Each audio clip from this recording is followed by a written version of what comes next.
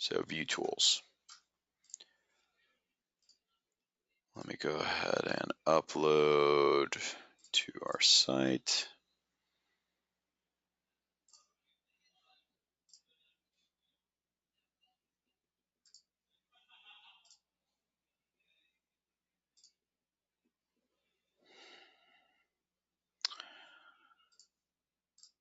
Let's put a new folder here called VTL. And let me show you how I like to manage these files, although in our documentation, we will have a new UI. I'm hoping by the bootcamp this will be available, but you should be able to drag and drop files straight over to your dotCMS app. Not there yet, but here in the meantime, until we have everything angularized, we're transitioning right now, then you can go to connect to server, right? And I'm going to connect to the server that we're on, this 52.207. 52.207 WebDAV Live 1. And I'm going to connect. Yeah, whatever. Oh, deny. And so I want admin at .cms.com and admin, which is the login on the server.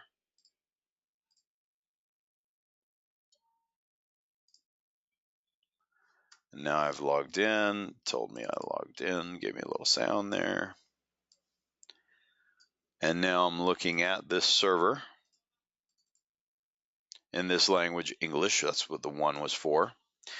And now I can step into demo.cms.com.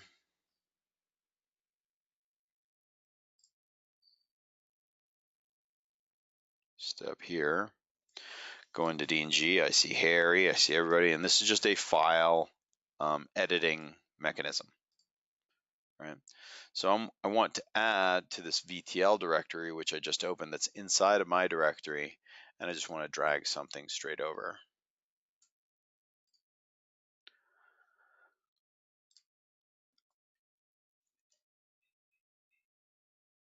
And I want to grab this Viewtools VTL. So let me move this over here. And in my other screen, I have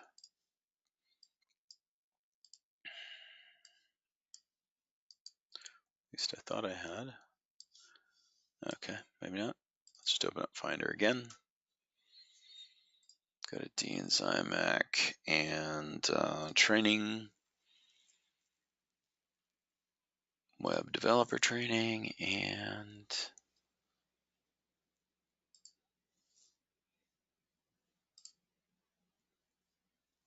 viewtools.vtl, and hopefully that's, there we go.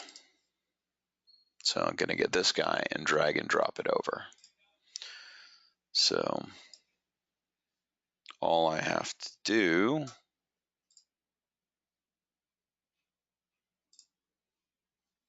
is drag and drop this guy over here to my server. And in addition, I can now go to Text Wrangler. Let me close everything else here.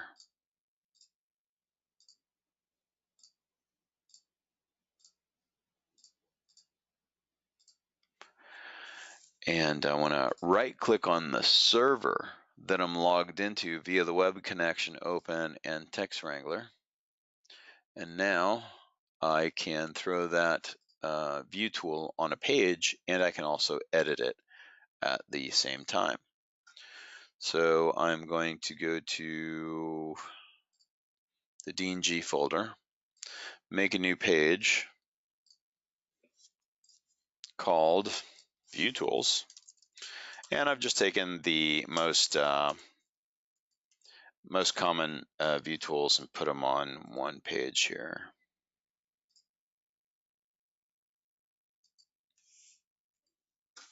Save and publish.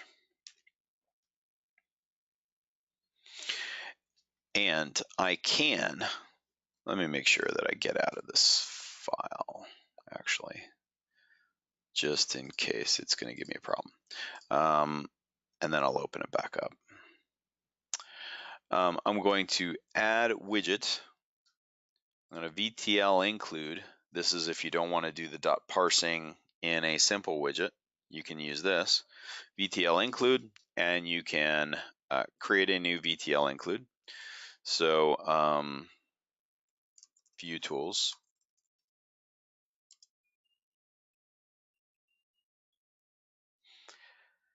Then I can browse with my widget, right? And the widget's code is exposed on how it does it, how it automatically senses where you're browsing to. If you want to browse to another host and grab a file from another host, you can. I just browse whatever website, wherever is the file that I want to parse.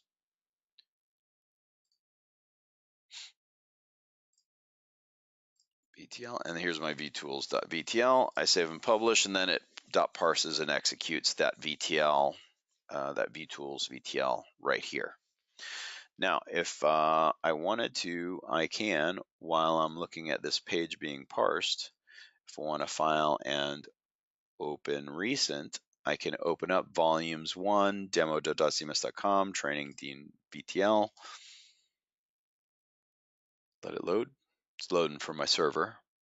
And then I could put hello Adams group and file save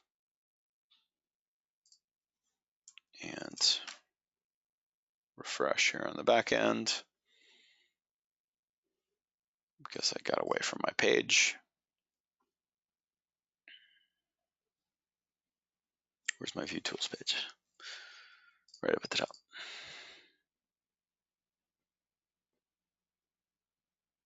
There we go. All right. So that's much nicer than having to go back and forth all the time. So CyberDuck, or you could use, I use native Mac, even though it's truly not 100% supported. It works good enough for me. If you're trying to do stuff with multiple files, trying to create folders and stuff, then it can be a little bit. But if you're just editing a VTL file, it should work just fine. So if you're trying to get files not from dotCMS to dotCMS, then you would want to use WebDev, in my opinion. You use CyberDuck, grab 100 files, grab 1,000 files, whatever you want, drag and drop. And then those files, if they're the same exact name as the ones on the server, then it should, update them. If you are, have a development environment locally in dotCMS and you're uploading files and you're testing them, then, what I would do is if I wanted to get this whole thing on dotcms.com, I could just right click, add to bundle, Dean's bundle, right? Add, go to the publishing queue, go to bundles, download bundle for publish. It's downloading it. Go to demo.dotcms.com /admin.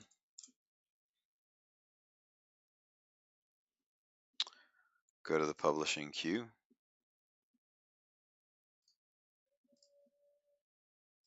Bundles. Upload bundle. Choose a file. Downloads. Get that gzip. Upload that bundle. Hopefully it doesn't fail because we are a little bit on 2 different versions. If that wasn't the demo side, I wouldn't be doing that because you should be, whenever you go to your about or whatever, you need to make sure that you're on the same exact version of dotCMS. But so in my status history, it looks like it's publishing the bundle. So I would rather have a local development environment where I actually have the files that would be great that I can move them in bulk through via push publishing. But if you have a local repository, you're saving your files in GitHub or something like that, and then you need to kind of put them all in one place in your from your version control, and then you want to upload them in bulk to a dotCMS server, but not from dotCMS like this push publishing bundles is, then I'd use WebDAV. Okay, so now I just went ahead and uploaded the push publishing bundle. I only pushed my folder, so we now have training, D&G, and every single thing that we did together is already uploaded to demo.dotcms.com. And I didn't do anything except right-click on the D&G folder. Now you notice it didn't take the parent folders, you guys as parent folders. It just went ahead and took the training because the training directory was a dependency, right? And then whenever I pushed the folder, I didn't push the subfolders. I just right-clicked on this one and added it to bundle. But because those are children, those are dependency of the thing I pushed, and so they go too. Because the folders, the HTML pages that I created inside, those are also dependency that it uploaded those as well. So, and then if I look at the page we were just looking at, which is Viewtools, then there it is. I mean, so it took a lot of dependencies there, right? And I'm looking at a totally different website, and we're seeing everything that I, just by right-clicking and bundling up one bundle. So I really prefer push publishing because I test from a local environment, and see that everything's working perfect before I go ahead and upload it. So I don't know. I'd want to use push publishing. I'd want to have a damn good reason why I can't take my local files and whatever I'm managing my versions with, then put them over on a development server, because anybody can have a development server on their computer, or staging, or an authoring, or whatever. Upload those files there, test to make sure everything looks good on my pages and whatever's accessing those files, and then bulk push publish them over after I've tested. Because otherwise, how are you going to test? I guess you could bulk upload with WebDAV to a staging server, or a authoring server, and then push publish over to prod. But you got to test those files in a dotCMS live instance before you go ahead and throw them over, right? Or have some preview of them, how they're affecting your site in a safe way before you throw it to prod. So that's maybe a combination of the two. All right, so let's take a look here at some common view tools. And all I've done inside that view tools file is I've taken, I've commented out. If we look at this first one, you can comment out with either a double hash, or if you got multiple lines, you can go ahead and comment out with the pound sign, and then bracket, and then end with bracket pound sign. All right. So I've commented out showing the format, and then I just express it inside a blue font. Right.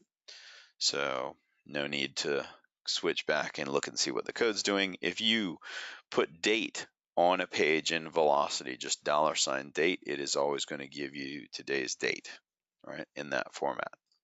If you want to do date.short, it will give you this date format. Date.medium, it will give you this date format. Date.long, give you much longer date format. The same thing with time fields. You can do date.short_time. You can go ahead and get the short version of time, medium time, long time, short date, medium date, the full date, full underscore date, and you can do also a date.get, get the default format, short. You can do date.get and then pass the parameter long, get the long date for all of the things we showed up above. We also respect, and that's what we used, and I like this a little better, date.get, and do a Java date format. I've got a link here. I try to link always the documentation so you can look at, like Java date format or something like that, and see what all your options are. And so then our output is that date.format. You can also pass medium and pass the date, and then end up getting the parameter, set with the date format tool. If you get the date object, Java util date, then you can do date.date. If you want to add or subtract days to a date, right now it's February 21st. So if I did util methods dot add days, get my date.date, my Java util date, and 5, then now it's showing February 26th. And here I'm subtracting days using the same exact method, but I'm putting a -7. So if you wanted to get a news listing and get everything, 2 weeks ago up till today, you could do a -14, util methods.add days, date.date, get the last 2 weeks up until the current date.date, right? Gregorian calendar object, date.calendar.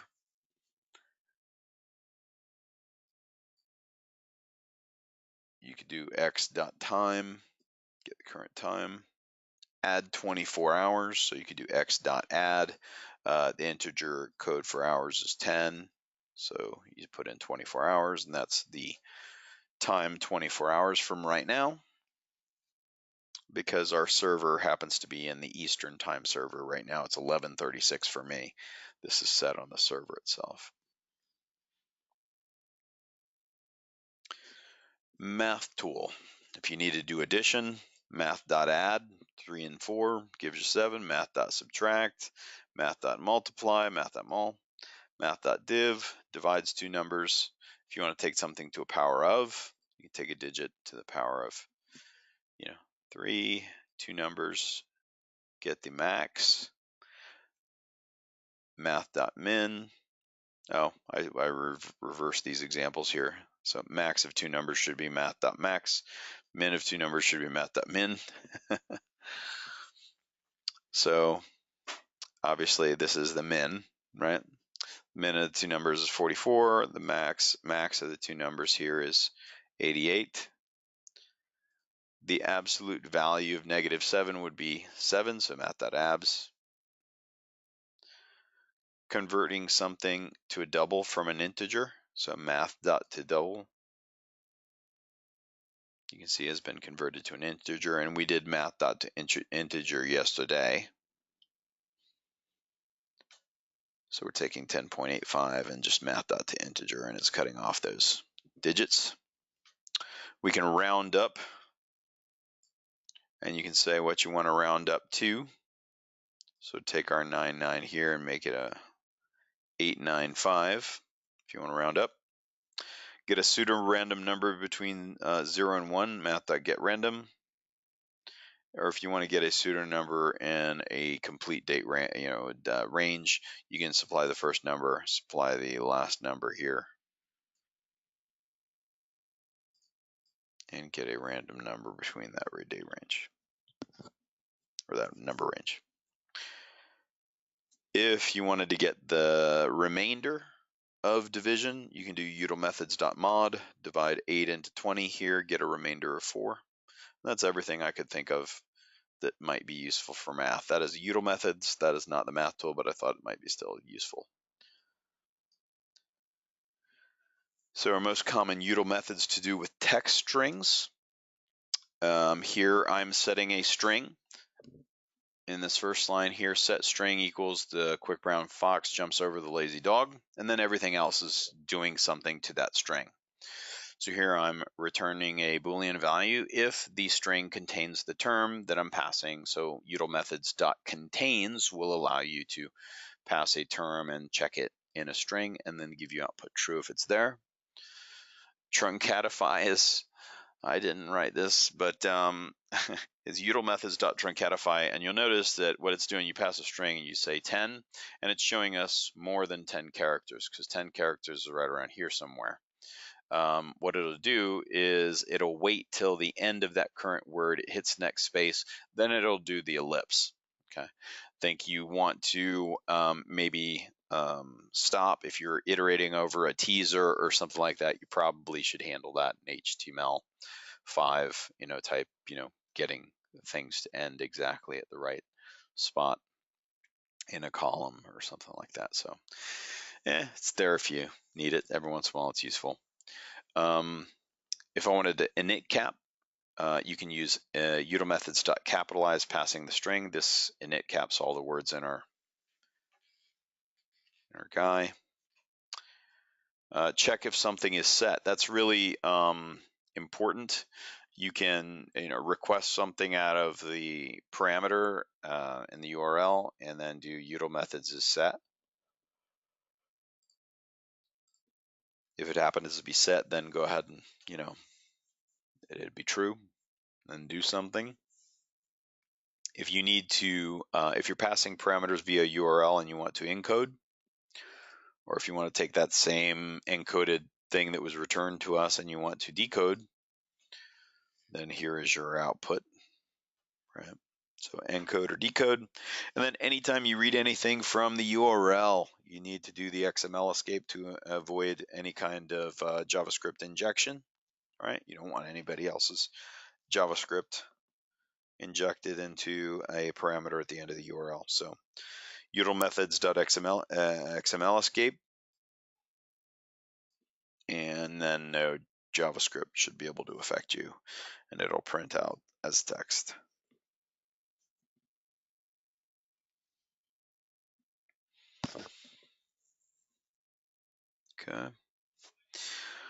Okay, request, response, session, and context. And a lot of this stuff is built into our personalization tool as well.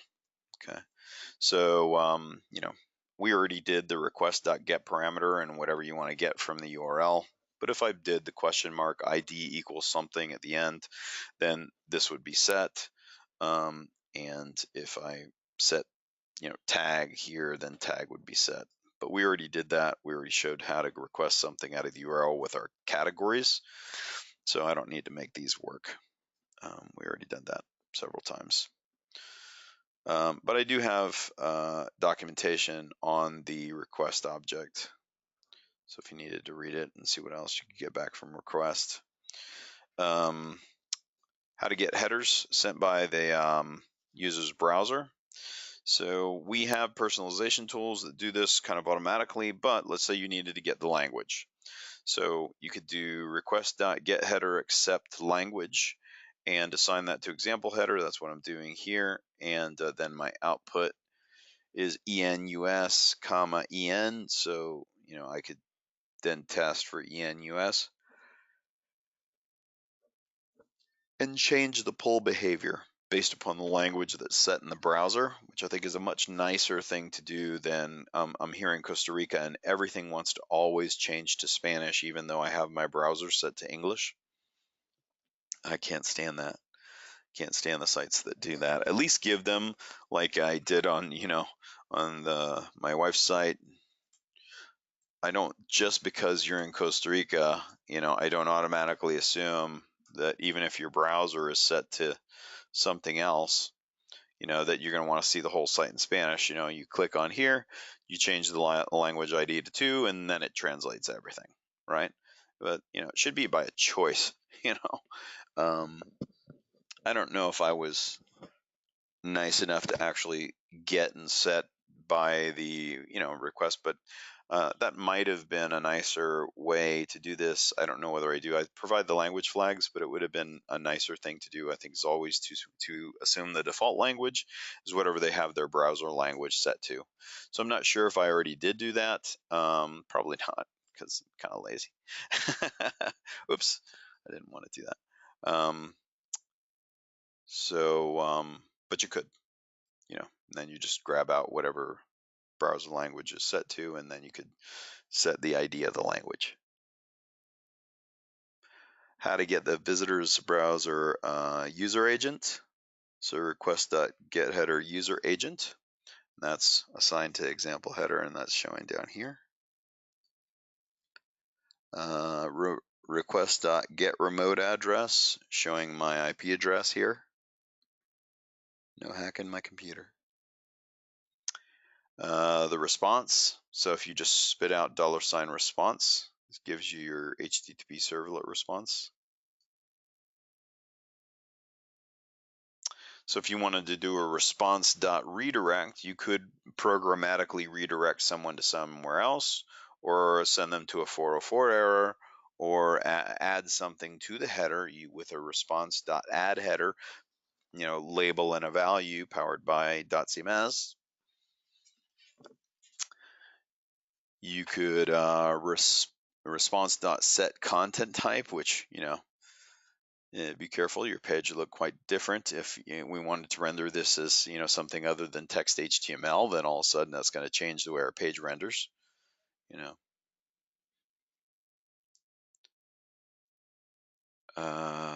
So as a little warning here for support, that if you're a huge site having millions of front-end users and you're setting stuff in the session all the time, then it will fill up the server's memory, and it's bad. So try to avoid setting things in the session, but if you do need to, here is how to get the the session with a $session and session.set attribute, providing a label and a value. Name equals John Doe, sets the name value in the session to John Doe. So here I am doing session.get attribute name, and it's spitting out John Doe. Session.remove attribute name, this would remove the session attribute. Session.invalidate destroys the user's session.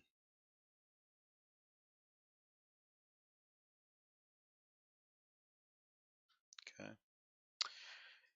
The context can be used for hash maps for interpage communication. So here I'm just spitting out context, and here I'm doing context.put. I think I've got some repetition here.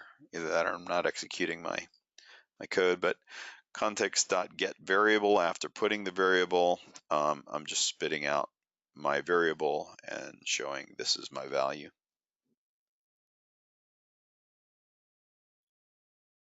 And then we're going to cover navigation tooling, and we're kind of done with look at Viewtools.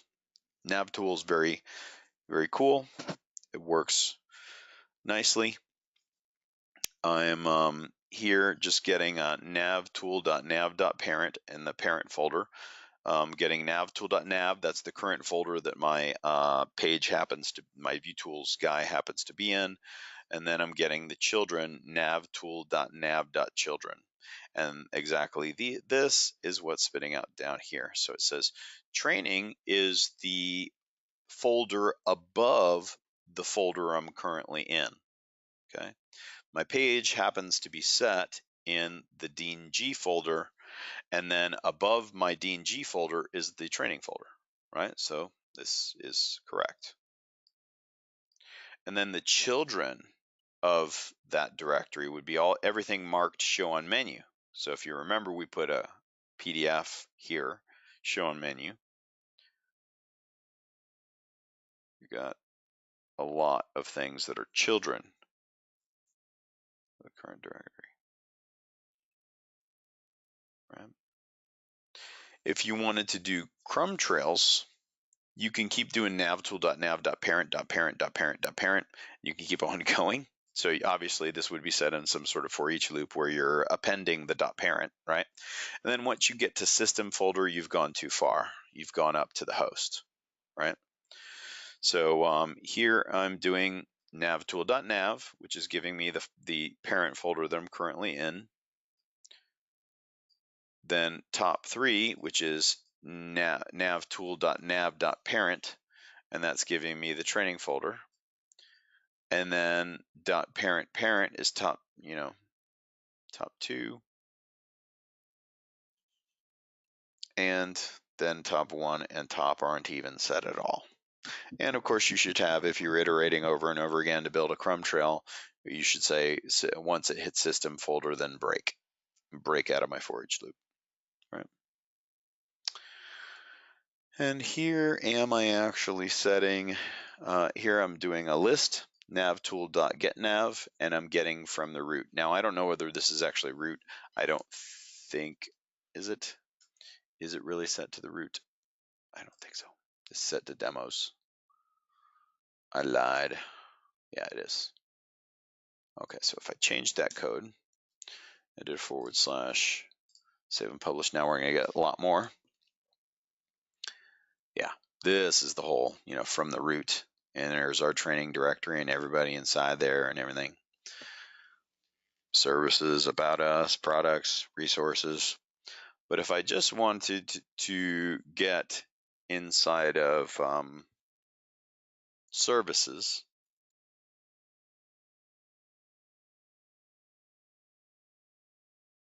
I could edit my VTL file. Or actually, I could, aren't I web dev'd in? Yeah, I'm web dev'd in. So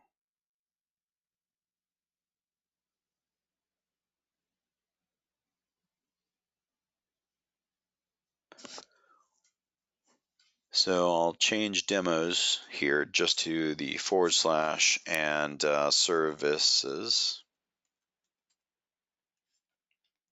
and file and save. That changes my VTL file on the server. It says, hey, there was a change on the server that has already been made and this isn't an updated. Yeah, I don't care. I'm going to overwrite it. So it was being nice and telling me the truth.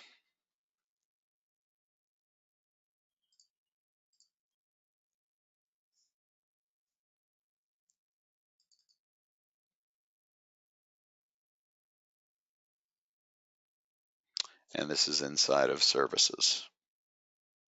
First-time investors, retirees, global investors, wealth managers, because that's what's inside of services, right?